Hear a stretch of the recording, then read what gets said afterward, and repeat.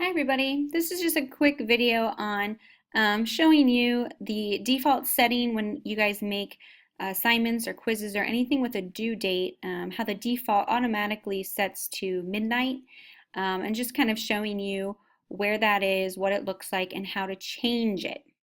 So I'm sure you have realized and parents have realized that sometimes assignments are coming up due by midnight that day instead of the next day, by the beginning of school or beginning of a class period. So I just want to make sure everyone's clear on how to customize that.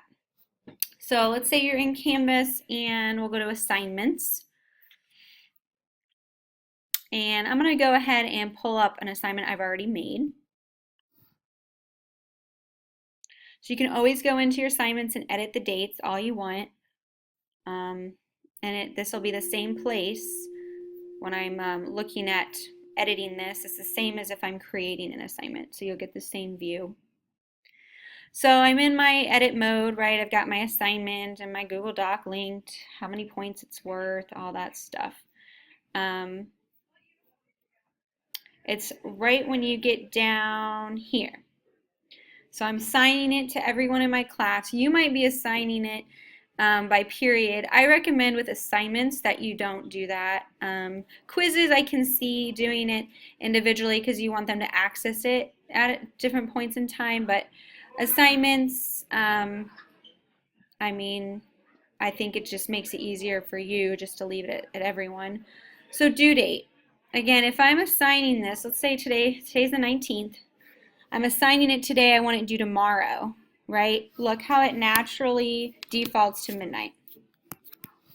So I want it tomorrow, I don't necessarily want it by midnight, but that's what it sets it to.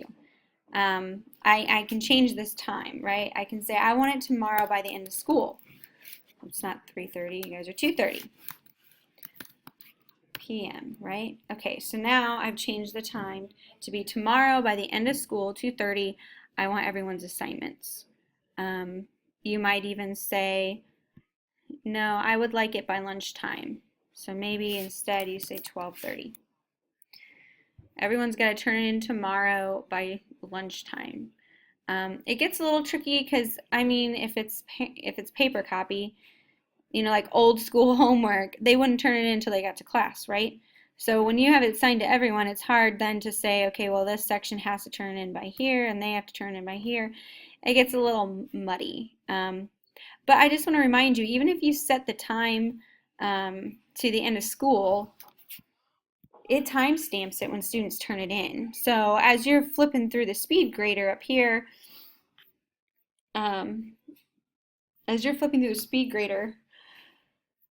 it'll show you when a student turns something in. So you'll know if they turned it in, at 2 o'clock, but you had them first period, or if they turned it in, late. So anyone that turns it in past September 20th at 2:30, it'll tell you. It'll say late in red letters. It even tells the students that it's late.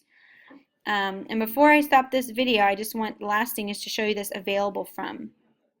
You do not have to fill this out. A lot of teachers are under the impression you have to make it available, an availability time. You do not have to, okay? I can just create an assignment and make it due on a certain day, and bam, I'm done. Now, if you don't want students to see it yet, that's where the whole published, unpublished thing comes in. Okay, so you can come up to the wheel here, or not wheel, but up to this toolbar, and I can unpublish something if I don't want it to be published, which it's not going to let me because students still have to submit it. But that's the best way to handle availability. Don't make homework only available to a certain time the next day. That limits them from accessing it and turning it in. So you want to keep those pretty open in terms of availability. The due date, you're going to pick a due date, but availability, I would just leave it. Just leave it open.